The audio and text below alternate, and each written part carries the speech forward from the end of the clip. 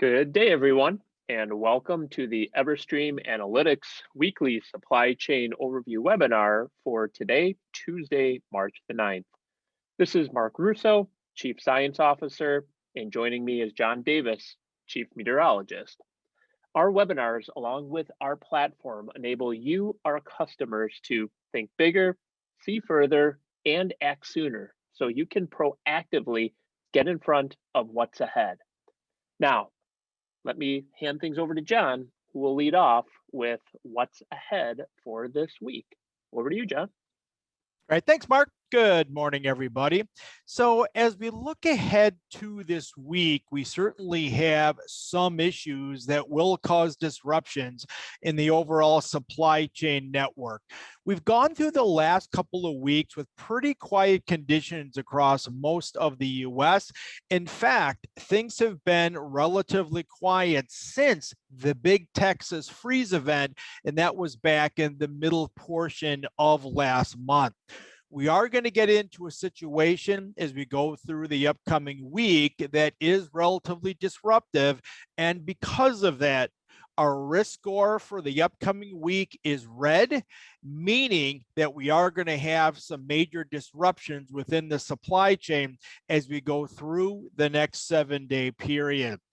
Those disruptions within the supply chain, it's really all due to one event. And that one event, as one would expect, is a late season winter storm that's going to be impacting portions of the western sections of the lower 48.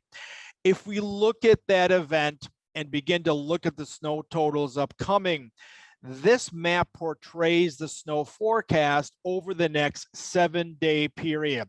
And as one can see, we have heavy snowfall amounts across portions of the Rockies, into areas of the plains, and into the northwest portion of the Midwest.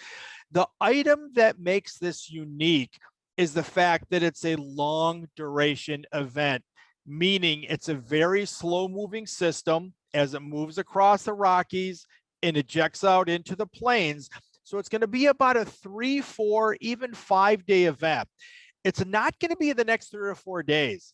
This is a situation, and the disruptions associated with it are going to be an event centered over the weekend, and then that will extend into the early portion of next week. Now, granted, the eastern half of the country has little, if any, issues upcoming, but the widespread and severe nature of this storm system in areas of the plains and the Rockies are enough to likely disrupt the supply chain and the supply chain networks across a large section of the lower 48. If we look at this zone of heavy snowfall and we zoom in onto the specifics of this, one can see that the heavy snowfall amounts will be centered in areas such as Colorado, Nebraska, Wyoming, some areas of South Dakota. And again, included in the heavy snowfall amounts, of course, is the Denver metro area and all the major rails and interstates in and around the Denver metro area. So it is likely, and we'll talk about this more in detail here in a bit, but it is likely that those areas kind of near the foothills of the overall Rockies will get 12 or more inches of snow over an extended period of time, along with strong winds across those locales. And again, all the supply chain networks in and around that zone will be impacted by this starting late Friday, continuing over the weekend, and that extends into the early portion of next week. Wind is another component of the system here late this week. So if we look at the wind gust over the next 7 days, you can see the general pathway of the storm system from the Rockies out into the plains. And so many of those areas that will be getting into heavy snowfall will also have wind gusts in the range of in the 40s, 50s, and even 60 miles per hour across the region. And that definitely increases the overall impact of that event, meaning that the combination of the heavy snow and very strong winds reduces visibility. And so all transportation in and around that area will tend to be impacted by this with the heavy snows, reduced visibilities, and a lot of blowing and drifting of the snow across those locales coming up.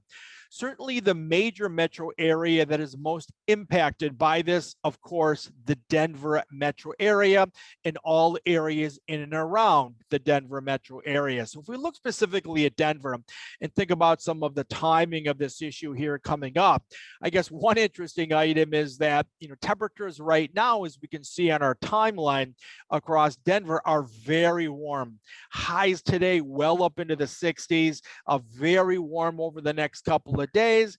But then starting on Friday, continuing over the weekend, even into early next week, is when we begin to get into this overall period here of number one, strong winds, heavy snow, and big issues across those areas. So the core of the worst issues, the biggest impacts within this zone will be occurring over the weekend across this area, primarily Friday night, Saturday, Sunday, and that will extend into portions of Monday.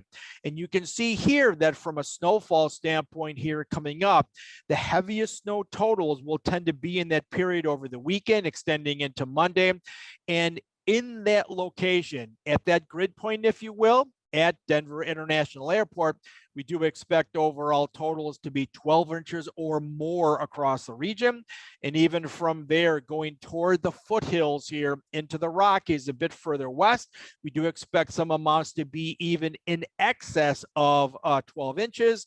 Certainly some areas could get 20 plus inches with this kind of a system and this kind of a long duration event across those locales. So again, timing, late Friday through Monday, biggest impact zone in and around Denver, and certainly transportation in that area. All transportation, air, road, and rail will be significantly impacted here over about a 3 or 4 day period.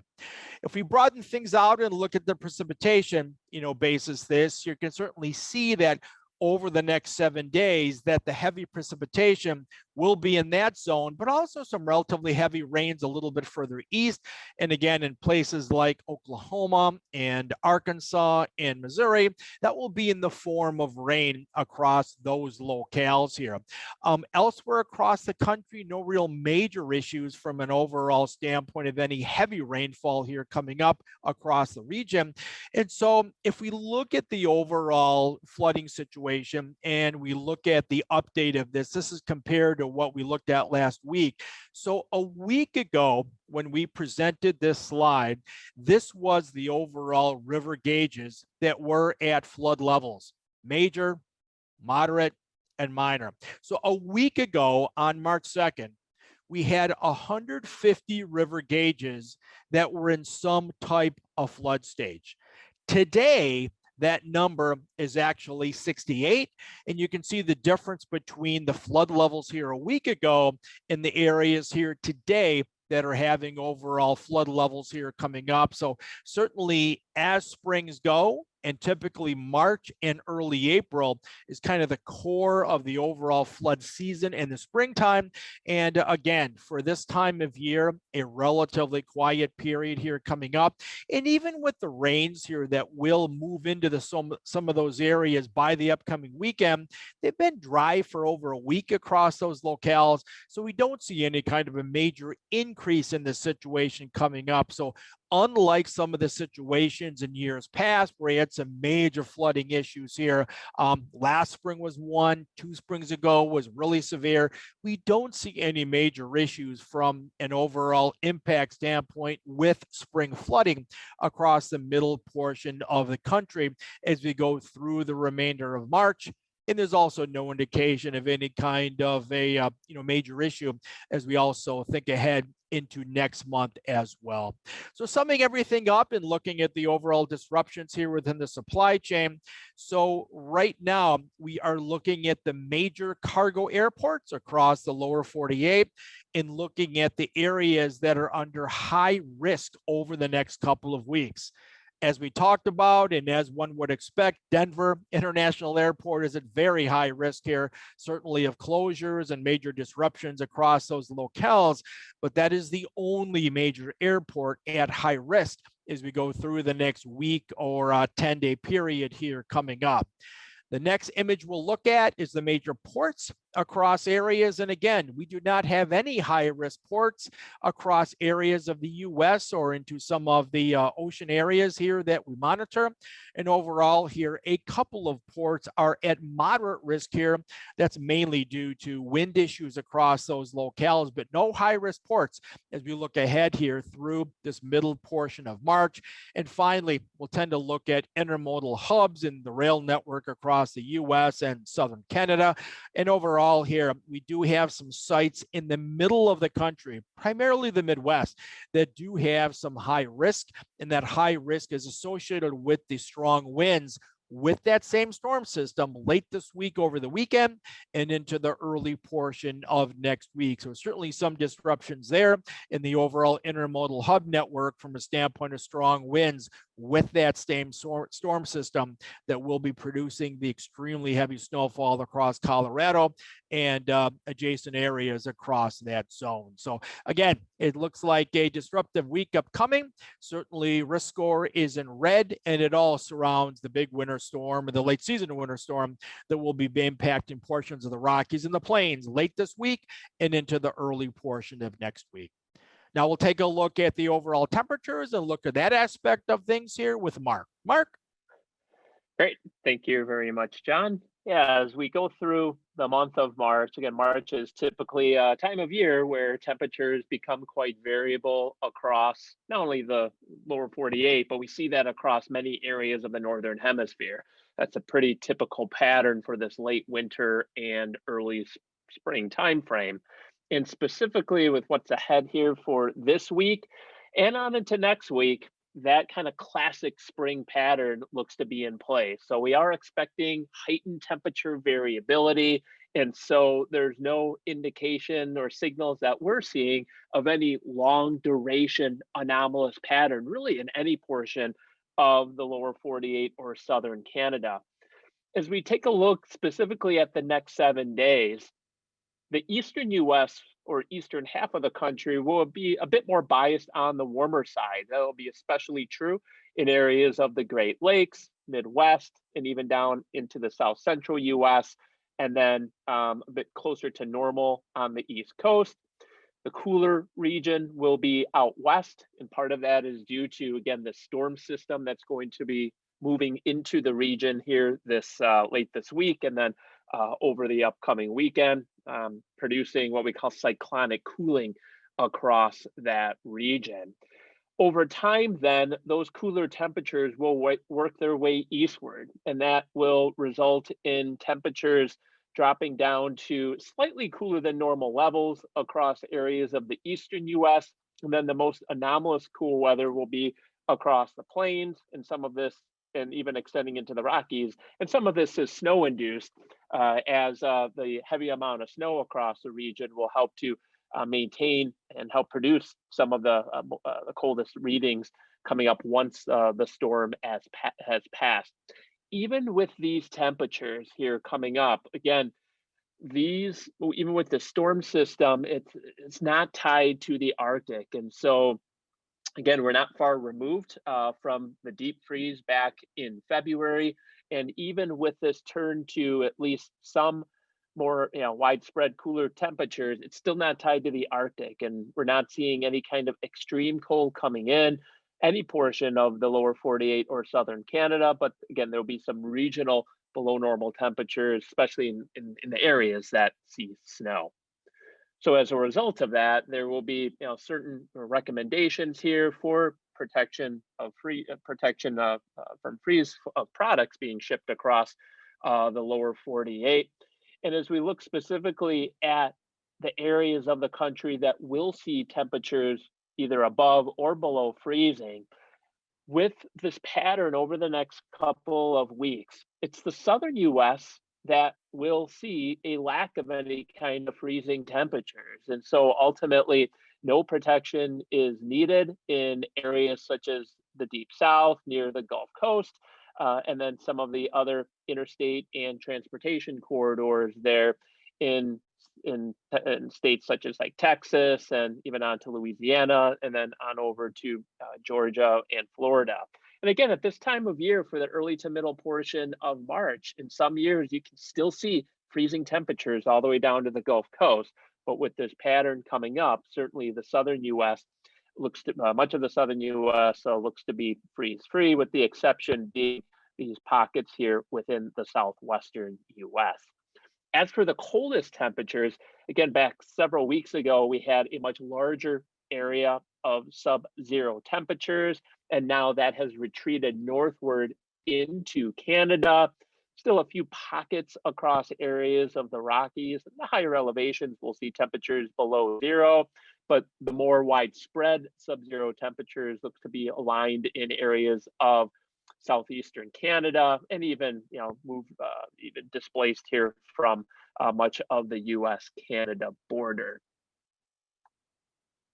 And wrapping all this up into our PFF lane analysis over the next couple of weeks, with this pattern upcoming, we've certainly seen more kind of redistribution of temperature risk across the US interstate system. And with the variable temperatures and moving away from the more extreme cold temperatures of late, we are now currently tracking 16 interstates where temperatures will be colder than 15 degrees. That is a decrease of 9 interstates from a week ago. As for temperatures that will be within the 15 to 32 range here, those number of interstates are now 39. That is an increase of 5. And then we've also seen an increase in the number of interstates that will be warmer than 32, or we'll see a lack of any kind of freezing temperatures. So certainly the distribution is now into the warmer categories, which again tends to happen at this time of year. But even with the variability, certainly seeing more interstates where a lack of PFF requirements is needed. So depending on the products, there certainly some opportunities to potentially go fully dry. Again, depending on the specifics of those products. We do want to, and speaking of that, we do want to highlight one interstate where no PFF is needed, and so we are recommending overall dry conditions or dry recommendations here. So no blankets protection, no reefer here for protection from freeze on I-20. And I-20 extends from Texas there on the western part of the interstate all the way to South Carolina. You can see on our lane risk here with green, that is indicating temperatures above 32 degrees. And that is in the entirety of the lane coming up over the next couple of weeks. There is some elevated risk on the risk timeline for I-20, but this is due to transit risk. And that is due to periodic strong winds, one of which is the next couple of days, and then coming up later on March 13th, extending into the 15th. Those stronger wind gusts could cause some minor disruptions, but in terms of nothing is expected to be on the strong side or the severely disruptive side. And again, from a temperature standpoint, readings look to stay above 32 over the next couple of weeks. Lastly, we do want to cover a few global highlights at this time. And similar to what we highlighted in our 5-minute forecast yesterday, we have issued a watchtower for Northwest Europe that is focused on major winds that will be taking place during the March 9th through 12th timeframe. And so with these winds, we do recommend preparing for potential widespread minor and moderate to even some localized major disruptions to business operations and transportation, especially at and near seaports and airports across Northwest Europe. And some of the major shipping ports likely to be impacted include the ports of Dartmouth, Felixstowe, and London in the UK, ports of Rotterdam and Antwerp in the Netherlands, and also the ports of Hamburg and Bremen there in Germany. And in terms of the specifics, with the stronger winds, which in some cases will exceed over 50 miles per hour or even over 80 kilometers per hour, that will result in disruptions of vessel movement in and out of ports. And even some of the high risk ports that you're seeing here, there is potential for some closures for a day or two. And along with that, too, not only will seaports be impacted, but some of the key cargo airports across the region, one of which includes London Heathrow and another Amsterdam Schiphol. Those two airports likely will see some disruptions here during this March 9th to 12th timeframe as a result of those stronger winds. We do want to take a deeper dive into the risk coming up at the Port of Rotterdam. So here's the risk timeline over the next 15 days. And again, that risk specifically at the port begins to increase later in the day today. But the three main days of highest risk will be March 10th through the 12th. So Wednesday through Friday. And the most disruptive time frame looks to be coming up later in the day on March 10th and early on March 11th, where forecast wind gusts look to get close to 100 kilometers per hour. So that's over 60 miles per hour. And again, that's enough to not only cause disruptions of vessel movement, but even the potential for closing of the port during that time frame. And so overall, can expect these potential significant disruptions, again, not only at the Port of Rotterdam, but the other key ports across that region. But once you get into the March 13th and 14th timeframe, that's when winds will begin to subside, and then overall conditions will improve, resulting in a general improvement of supply chain networks and progress here coming up at that time. As for tropical risks, again, at this time of year, there can be increased tropical risks in portions of the Indian Ocean, as well as the Southwest Pacific, and even portions of the Western Pacific. And the bottom line is that for what's ahead this week, it's pretty quiet, and we do not see any tropical risks in the Indian Ocean and Southwest Pacific region. Currently, tropical cyclone Habana is located in the southern Indian Ocean, but it does look to stay over water and not move towards Mauritius or Madagascar. So we see no risk there. And for all of the major seaports in and around the region, you can see the vast majority are at low, and with just a handful being medium risk, just due to some winds, such as in areas of South Africa. But all in all, pretty quiet situation coming up for the remainder of this week. So again, in summary, again, from a US standpoint, our national risk this week is red, primarily due to the major snowstorm that will be in the Plains region coming up March 12th through 15th. And again, so for any major supply chain networks, especially with hubs and corridors there within the Plains region, especially centered in the Denver area, that is where the most significant disruptions will be, especially later on this week. And as for temperatures, again, quite a bit of variability coming up. And as a result of that, that will result in variable PFF requirements for shipments across the lower 48, again, depending on the specific region where those shipments will be located.